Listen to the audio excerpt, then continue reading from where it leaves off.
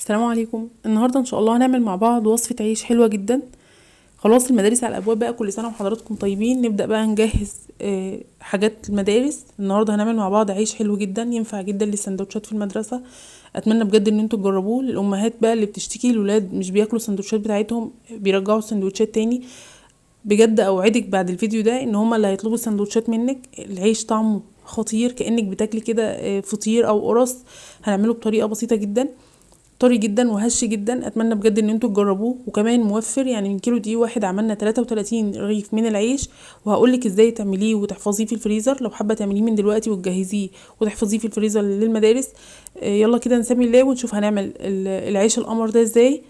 اول حاجه كده في بوله، وعندي كوبايتين من اللبن الحليب.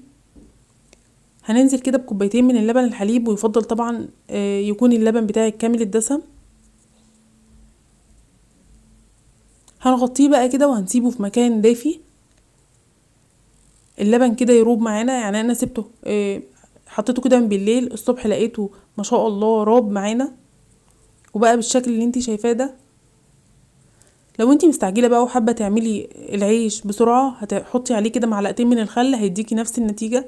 ما شاء الله شايفين القشطه على وش اللبن، وبيكون بالشكل اللي انتي شايفاه ده. يعني انتي تجهزي حالك كده وتعمليه من بدري.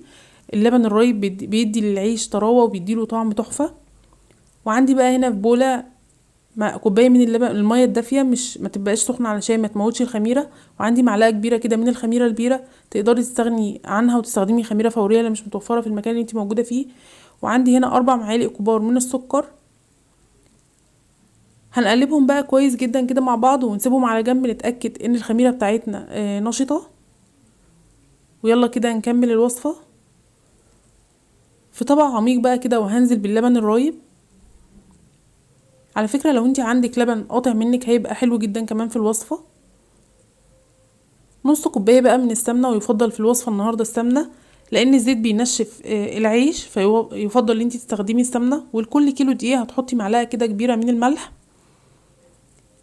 وعندي الخميره بقى ما شاء الله تفاعلت ونشطت، اتاكدت ان الخميره بتاعتي تمام. هنزل بيها على الخليط اللبن والسمنه، وهنقلبهم بقى كويس جدا. عندي بقى هنا كيلو من الدقيق، دقيق متعدد الاستخدامات، انا نخلته كويس جدا. وهننزل بيه بقى على خليط السوائل، وهنعجنه بقى كويس جدا. وطبعا انتي بتعجني وبتشوفي العجينه معاكي شكلها ايه، يعني محتاجه معلقتين دقيق او محتاجه شويه ميه، على حسب طبعا نوع العجينه، نوع الدقيق اللي بتستخدميه. ما شاء الله العجينه عندي هنا كانت مظبوطه جدا.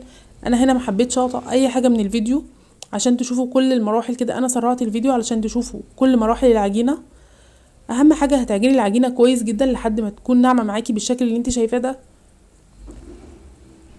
وبكيس تلاجة بقى كده وفوطة، وهنغطيها ونسيبها في مكان دافي تخمر. بما ان الجو دلوقتي حر، خدت حوالي نص ساعة. طبعا الجو لو برد بتاخد وقت اطول منك.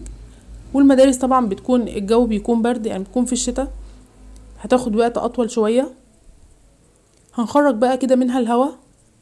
وهقولك دلوقتي الجو لو برد وانت بتعملي العجينة ازاي تتعاملي معاها عشان يطلع العيش حلو جدا.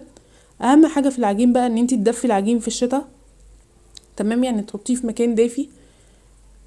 اول فوطه كده اللي بتغطي بيها العجين هتدفيها كده في فرن البوتاجاز. يعني هتسخني فرن البوتاجاز وتحطي تطفيه، وبعدين تحطي الفوطه او القماشه اللي بتغطي بيها العجين تكون دافيه. وهتقطعيه بقى بالحجم كده الليمونه الكبيره او البيضه. ما شاء الله عمل كميه حلوه جدا، كيلو من الدقيق عمل كميه حلوه جدا. وهتبداي بقى كده اول ما بتفردي العجين بتاخدي اللي انتي مقطعاه كده في الاول. اهم حاجه تحاولي تخلي كده كور العجين كلها متساويه او حجمها واحد.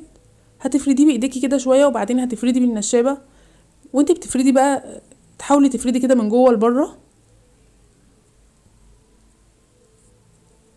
وما ترفعيش العجينه قوي بقى علشان ما تنشفش منك وانتي بتسويها، وعلشان العيش يكون ليه قلب كده وانتي بتعمليه سندوتشات للولاد. اظن الموضوع سهل جدا وبسيط، ما فيهوش اي حاجه صعبه. اهم حاجه هتعجني العجينه كويس جدا. هتدفي العجين لو في الشتاء هيطلع معاكي مظبوط بامر الله. احنا دلوقتي طبعا الجو حر فمش محتاجين ندفي العجين، انا بقولك عشان لو حبيتي تعمليه والوقت والجو برد. اهم حاجه في عجين الشتاء ان انتي تدفيه هيطلع مظبوط جدا ان شاء الله. هنا بفرد بقى كام واحده كده معاكم علشان اوريكم سمك العجينه. حاولي ما ترفعيهاش، يعني يكون السمك كده مظبوط معاكي علشان ما تبقاش ناشفه جدا وتعرفي تعملي منها سندوتشات. وهخلص بقى انا كميه العجين كلها فرد. حابه بقى ترصيه في الصواني اللي هتسوي فيها. لو عندك كده لوح اللي هو العجين الكبير هترصي عليه العجين مره واحده، او طبق كبير بقى هترصي عليه العجين. اهم حاجه هتغطيه وهتسيبيه يرتاح شويه. احنا طبعا في الصيف فمش هسيبه يرتاح. اول ما بتخلصي فرد العجين بتقومي تخبزيه على طول. اهم حاجه تبداي بالعجين اللي انتي مقطعاه في الاول او فرداه في الاول، تمام، وتغطي العجين ما تسيبيش وشه مكشوف. انا هنا هخبزه في الفرن الغاز العادي. لو انتي حابه تخبزيه في فرن البوتاجاز هتسخني الفرن كويس جدا. اهم حاجه لازم يتخبز في فرن سخن جدا، تمام. وتسخني الصينيه اللي هتسوي فيها او الصاج اللي هتسوي فيه، اهم حاجه يكون سخن جدا.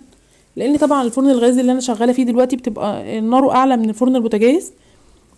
اهم حاجه تظبطي حراره الفرن ويكون سخن جدا عشان يطلع بالشكل القمر اللي انت شايفاه ده وما ينشفش منك.